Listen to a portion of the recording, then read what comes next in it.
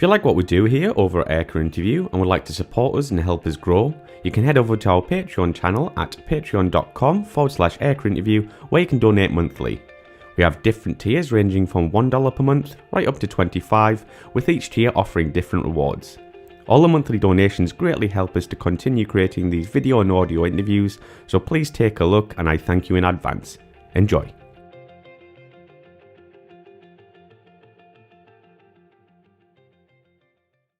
Yeah, so Emily, you now fly from Hawaii, you lucky bugger. That must be absolutely amazing. How did that position or that base come about? Yeah, we're so fortunate to be out here. So our first assignment was at McCord in Washington, and we spent almost 4 years there. And honestly, this assignment kind of just fell into our laps. Very fortuitous timing. But my boss, my squadron, I was working directly for the commander at the time, and I think I was very pregnant. Yeah, I was.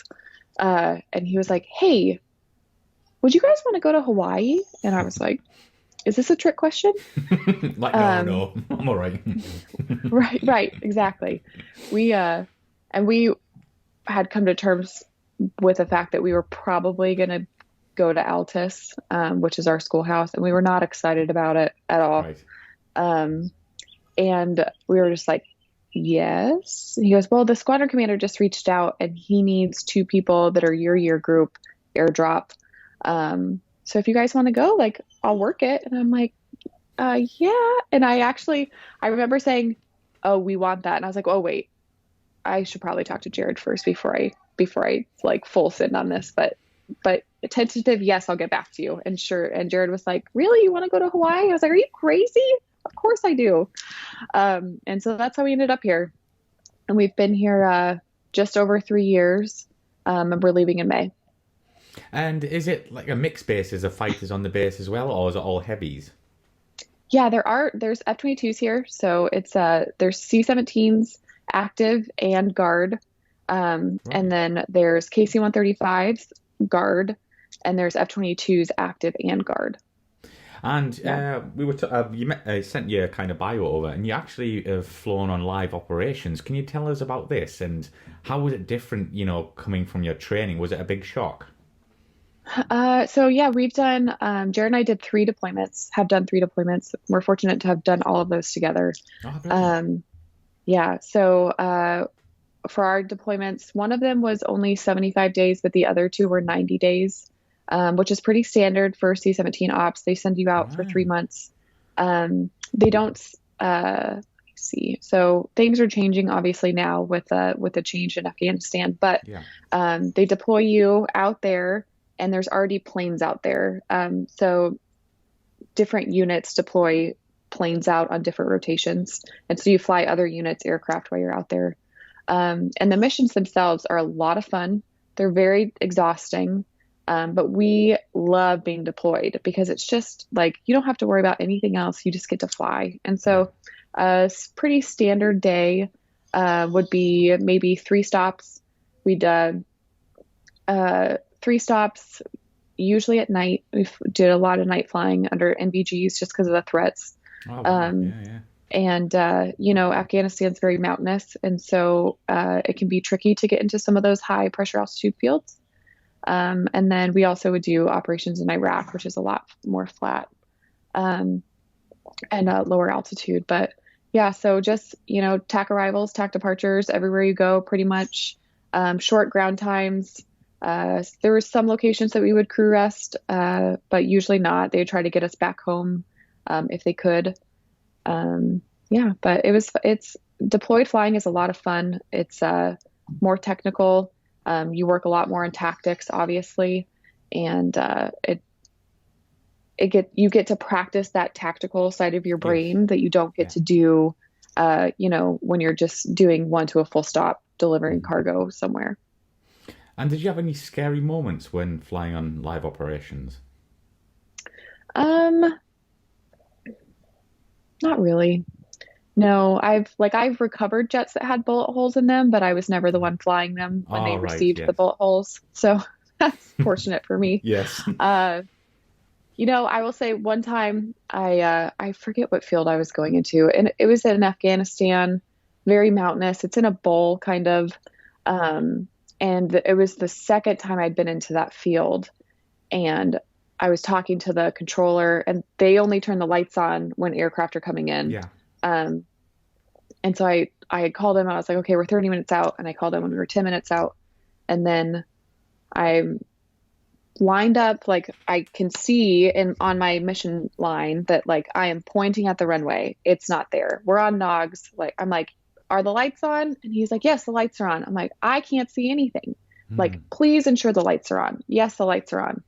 And then I'm like, so we had to go around. It was, you never want to go around if you don't have to, especially in a tactical environment. You're just waking everybody up to shoot at you. And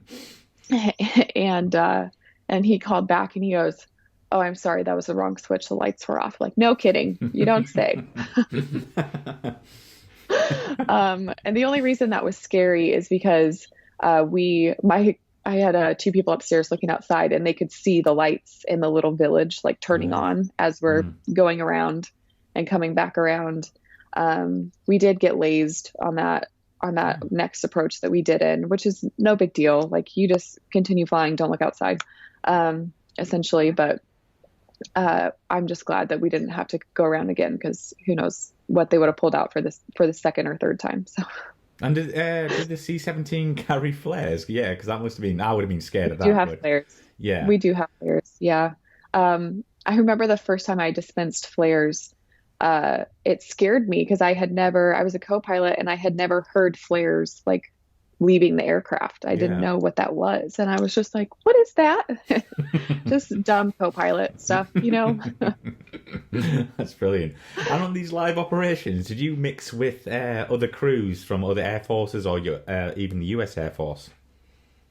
Yeah, so we do fly mixed crews out there, and which is great because you get to meet new people, right? Like, common theme in our community, and you get to everybody knows something different about the aircraft, so you get to learn from them too.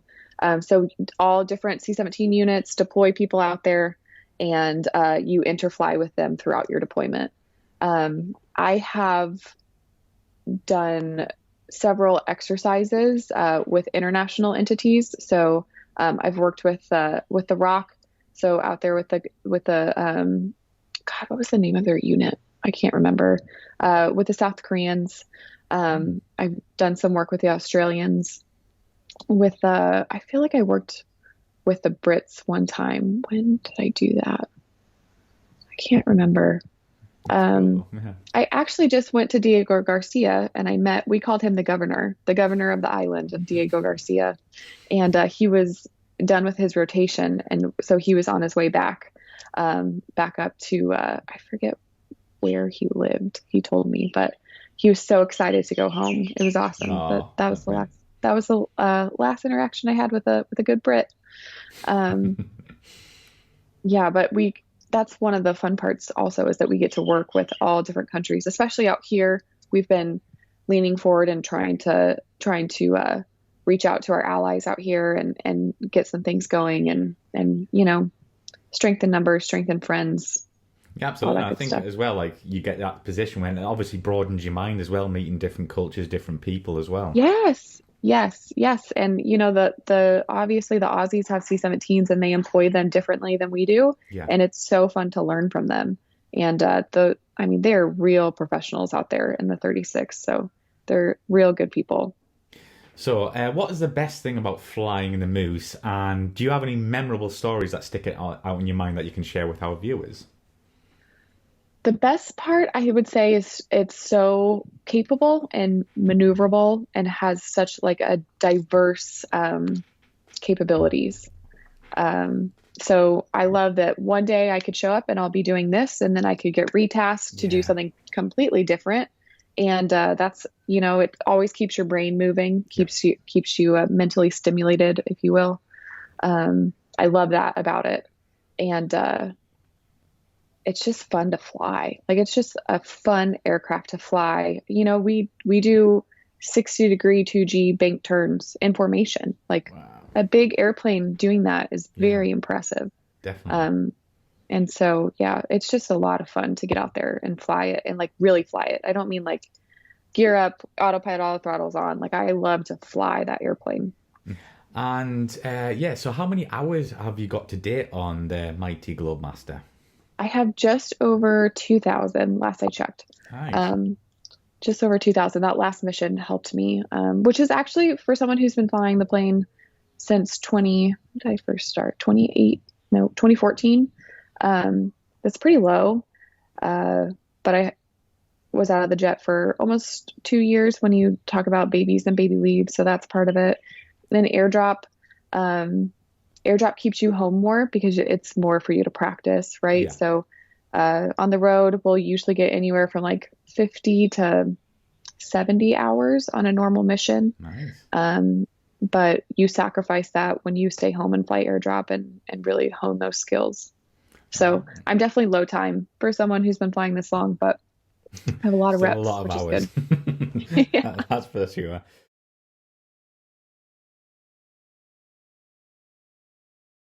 But before we got into the personal ones, we got some questions from our patrons. If you're happy to answer them, Emily.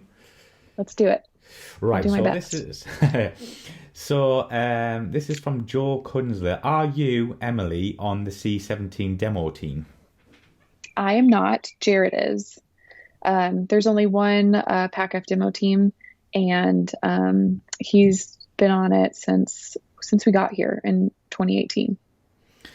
Well, yeah, he's kind of. So hopefully that's answered your question there, Joe. But he said, if yes, can you please bring the demo to Arctic Thunder, wherever that is. I will pass the word. There you go. And the last one from Joe is, what was your toughest takeoff and toughest landing in the C-17? Toughest takeoff. I would say the most memorable takeoff is that first A code that I had. Max weight, first time commanding a crew, first time commanding the C-17, had a full combat mission ahead of me. That was the most memorable. So I don't think I've had any hard takeoffs. I've certainly had some hard landings. Let me think about the hardest. The first time I flew into this little fob in Afghanistan called Shank. It's obviously shut down now. I wish I remember the pressure altitude off the top of my head, but it's not very long. It's very high altitude. They usually send you in there max weight for full flaps, which is 502,100 pounds. And because they try to, max perform the aircraft when they get in there.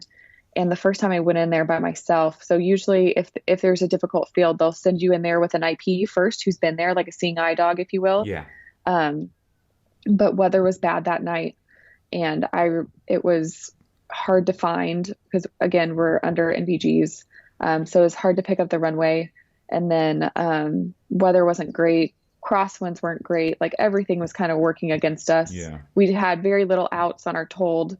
You can't land long at that field because you'll go off the end of the runway, no doubt about it. Wow. And so I have a vivid memory of getting that one on the ground and be like, oh, thank God, like that sucks. Yeah. Yeah. Brilliant. Well, hopefully that answers your questions, Joe. And this one's from Anonymous.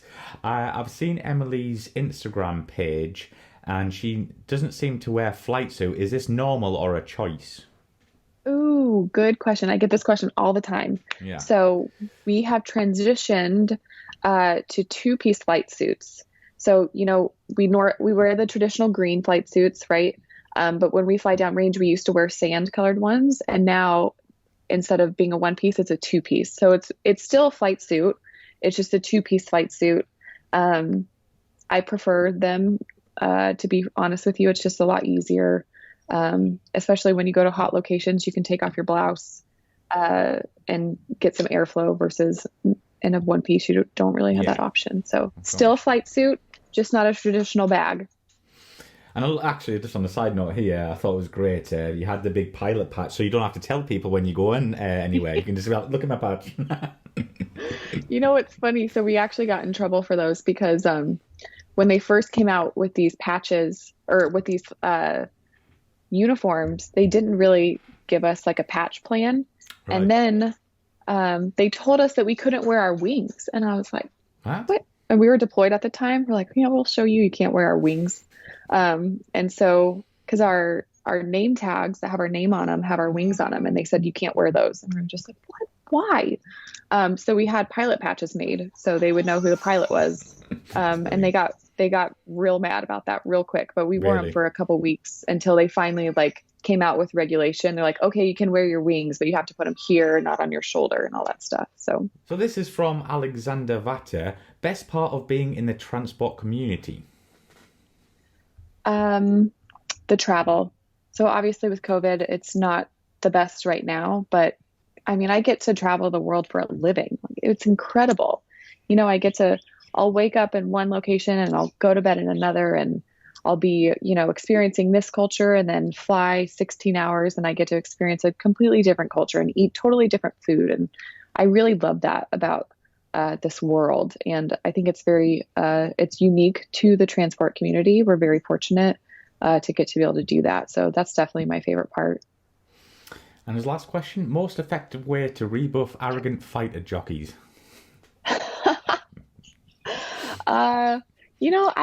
I've always had good interactions with the fighter dudes when I've dealt with them. I've got to do more. I've worked with them more at this assignment because we have F-22s here, and getting to see a peek behind the curtain of their life and their focus is very interesting, and it's very different than ours. And so I think a lot of the times why you might see a difference of opinions, if you will, between, the fighter community and the transport community, it's because we just focus on totally different things, and we're raised different within our communities. And I think that attributes to it. But, I'm grateful for fighter dudes and what they do. Like, I have no interest in being in a tiny cockpit and looking over my shoulder and having neck problems for the rest of my life. So, I'm grateful that there are people who want to do those things.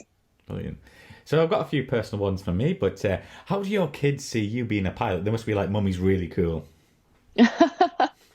My oldest, he's very interested and he needs to know the lowdown. He's like, okay, are you flying a mission or are you flying a local? Are you going to be home tonight or not? He needs to know the logistics of who's going to be where. Cause Jared and I trade off.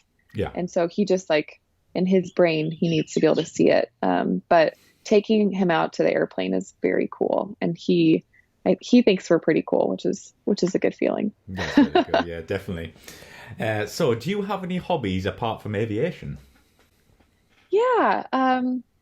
I have many interests and not enough time to pursue them all. So one day when I have more time on my hands, I'm going to be a very busy person. But, Jared and I both have a passion for fitness. We work out a lot. It helps us de-stress, but it's also something that we just enjoy doing.